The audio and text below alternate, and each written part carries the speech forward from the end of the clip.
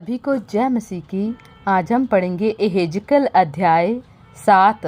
Israel का दंड निकट है। फिर यहोवा का यह वचन मेरे पास पहुंचा। हे मनुष्य की संतान, प्रभु यहोवा इज़राइल की भूमि के विषय में यूँ कहता है कि अंत हुआ, चारों कोनों समेत देश का अंत आ गया है। तेरा अंत भी आ गया और मैं अपना कोप तुझ पर भड़काकर तेरे चाल चरण के अनुसार तुझे दंड दूंगा और तेरे सारे घिनौने कामों का फल तुझे दूंगा। मेरी दया दृष्टि तुझ पर ना होगी और ना मैं कोमलता करूंगा। और जब तक तेरे घिनौने पाप तुझ में बने रहेंगे, तब तक मैं तेरे चाल चरण का फल तुझे दूंगा। तब तू जान लेगा कि मैं यहोवा हूँ। प्रभु यहोवा यूँ कहता है, विपत्ति है, एक बड़ी विपत्ति है। देखो, वह आती है, अंत आ गया है, सब का अंत आया है।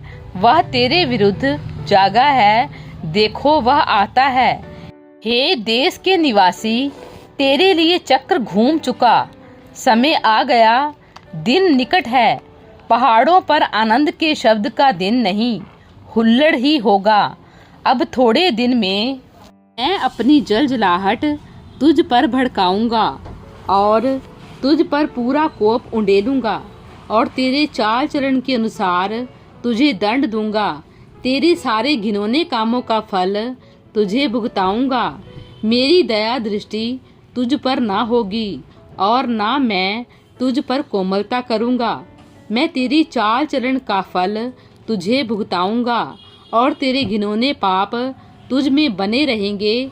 तब तुम जान लोगे कि मैं यहोवा दंड देने वाला हूँ। देखो, उस दिन को देखो, वह आता है। चक्र घूम चुका, छड़ी फूल चुकी, अभिमान फूला है, उपद्रव बढ़ते बढ़ते दुष्टता का दंड बन गया।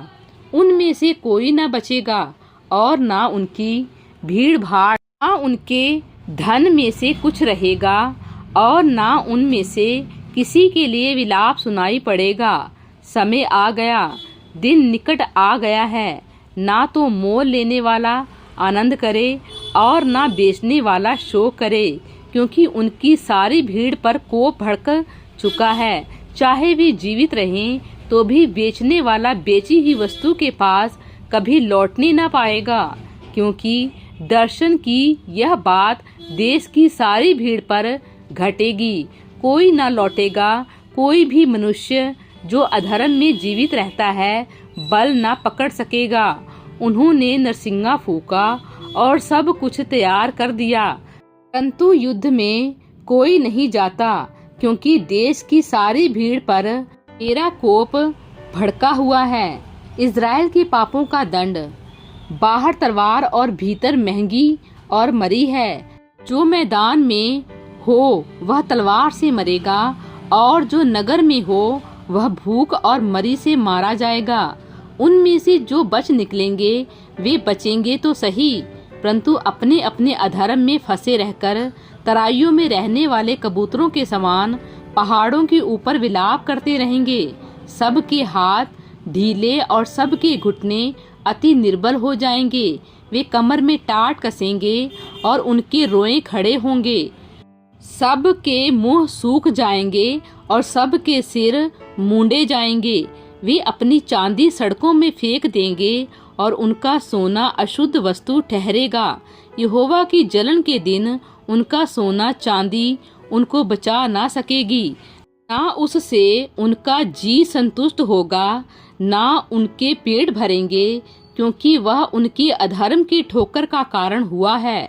उनका देश जो शोभायमान और श्रोमणी था, उसके विषय में उन्होंने गर्व ही गर्व करके उसमें अपनी घृणित वस्तुओं की मूर्तें और घृणित वस्तुएं बना रखीं।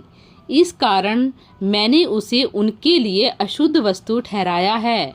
मैं उसे लूटने के लिए परदेशियों के हाथ और धन छीनने के लिए पृथ्वी के दुष्ट लोगों के वश में कर दूंगा और वे उसे अपवित्र कर डालेंगे। मैं उनसे मुंह मोड़ लूंगा, तब वे मेरे रक्षित स्थान को अपवित्र करेंगे, डाकू उसमें घुसकर उसे अपवित्र करेंगे। एक सांगल बना दे, क्योंकि देश अन्याय की हत्या से और नगर उपद्रव से भरा हुआ है। मैं जाति जाति के बुरे से बुरे लोगों को लाऊंगा, जो उनके घरों के स्वामी हो जाएंगे, और मैं सामर्थियों का गर्व तोड़ दूंगा और उनके पवित्र स्थान अपवित्र किए जाएंगे। सत्यानाश होने पर है, तब ढूंढने पर भी उन्हें शांति ना मिलेगी।